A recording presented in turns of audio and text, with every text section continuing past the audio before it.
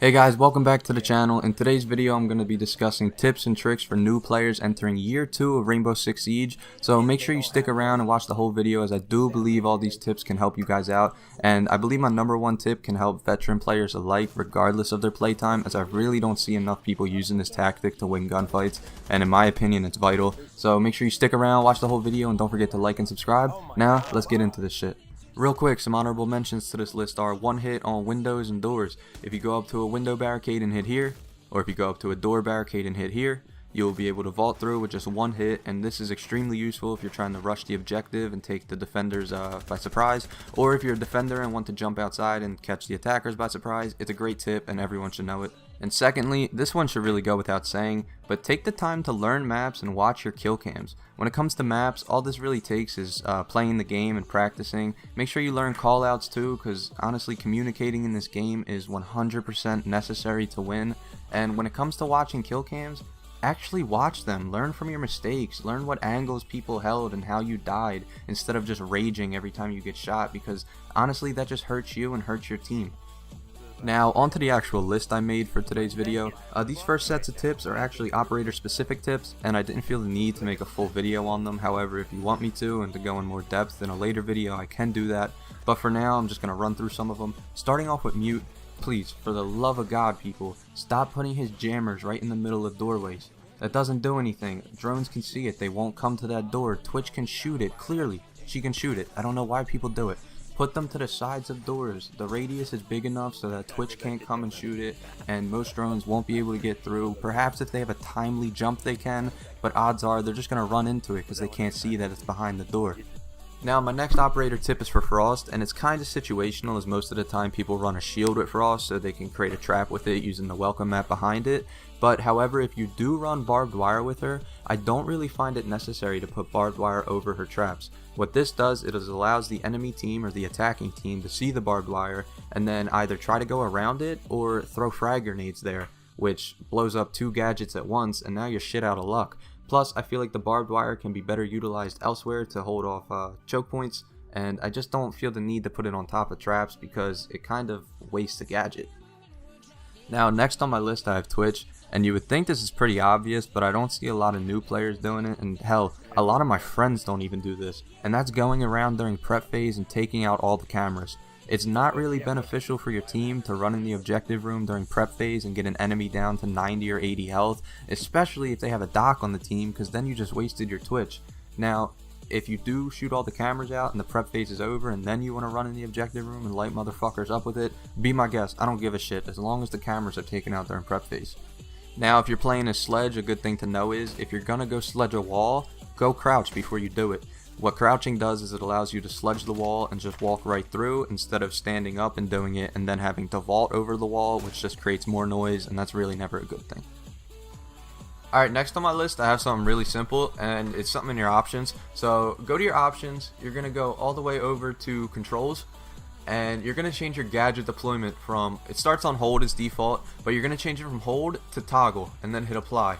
Now what this does, it allows you to break your animation of placing your gadget at any time, and it also allows you to walk around without holding down the deployment button like a dumbass if you want.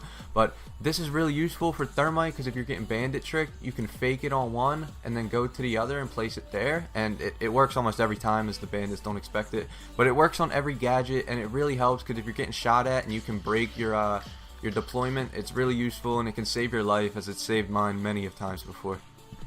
Now this next tip for you guys is something I learned from watching Kickstar, and if you guys don't know who Kickstar is, he's an ex-Pro League player who's amazing at Rainbow Six Siege, and he's kind of taking a break from making YouTube videos, but you guys should still check him out nonetheless, as his content is still great if you've never watched it. But anyway, the tip is, aim around every corner. Every single corner. And you want to know why? Because that is how you win gunfights. You never know where someone's going to be, and if you get that first shot off, 9 times out of 10 you're going to win. And in these next 2 clips I'm going to show you why that saved my life. So here on Skyscraper, they're securing the objective. I already knew Fuse was outside, so I quickly hop out, I take him out. But when I enter this room, I check one corner, don't see anyone, and quickly turn and just spray the corner. I had no idea he was there, but I just aimed around the corner and assumed. And now I clutch it and win it for my team, and the only reason I did that is because I sprayed that corner, and I had no idea he was there. Now this next clip with Jackal on Hereford base is the exact same thing. I didn't know anyone was going to be around this corner, but it saved my life from that crazy bitch Caveira. And now I'll show you. So, I scan Frost footprints right here. I take her out because she starts panicking and running, whatever. And I just run over here and I aim down the hallway. Turns out Caveira was in the red garage with me and I had no idea, no clue. I wind up taking out Jaeger in this clip as well. Didn't know he ran to my right. But if I don't aim around that corner right there, I don't kill her. I get interrogated by my team. And you just have to assume everyone's going to be around the next corner. It's essential. Now the next tip is for drones, and that is just keep them alive. Sometimes it's not always essential to put them in the objective room when you've already scanned everyone and know where the objective's at. Can't tell you how many rounds I've won because I saved the drone, used it in the beginning, and then the last 30 seconds I had my extra drone that I never threw, ran in real quick, or not ran in, I threw my drone in, had my teammates watch it, tell me where he's at, and I run in and take the guy out.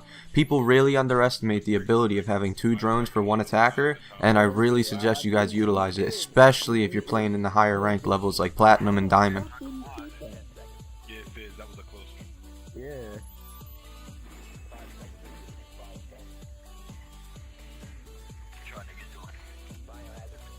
Now the last tip I'm going to leave you guys with is more for my console players than my PC players, because on PC I think it's rather easy to do this and pretty much everyone does it, but on console I really don't see enough players doing it, and that's the ability to twitch aim. And I'm not talking about playing as Twitch and aiming down sight, because that is what I'm doing in this clip, but I'm talking about the process of snapping from one target to the other without any hesitation. And if you guys have another term for it, I've only ever heard it referred to as Twitch aiming, so that's what I'm going to call it in this video. But if you guys have any other term for it, please leave it in the comments, let me know. And if you have any other tips to helping people out and how to fine-tune their ability to do this, please leave it in the comments, that'd be awesome. But I'm also going to show you in this clip, which is why I chose this, I failed to Twitch aim and it almost gets me killed, but then I make up for it by actually doing it and killing a doc that I saw out the corner of my eye. So I'm just going to go ahead and play it. And I vault in the room, and I hear someone coming up the steps, and it turns out to be Pulse. And what I do is I drag my scope across the whole screen like this and miss almost every single one of my shots. But out the corner of my eye, I see a doc come up, and I snap onto him, no hesitation at all. And what that allows me to do is just focus on him and gun him down really quickly while also being behind cover. And I can't tell you how many gunfights I'll win because I simply just get to them first. I snap onto them first. And it really does take a good understanding of your sensitivity, and it takes practice, guys. You're not going to get it when you first try to do it. But I'm not perfect either, as you just saw. I dragged my scope across the whole screen. It almost cost me a kill.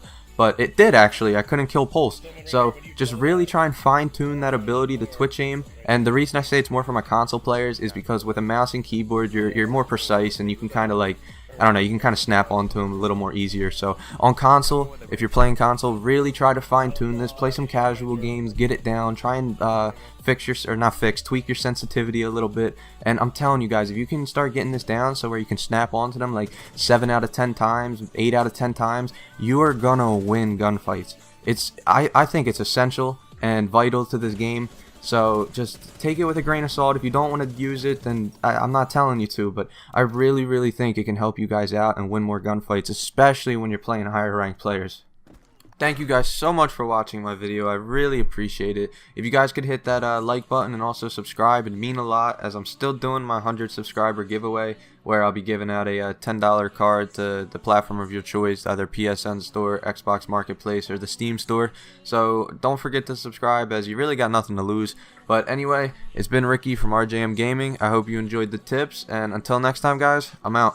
Just a little bit of money, we don't have to drive too far. Just cross the border and into the city. You and I can both get jobs and find a scene what it means to be living.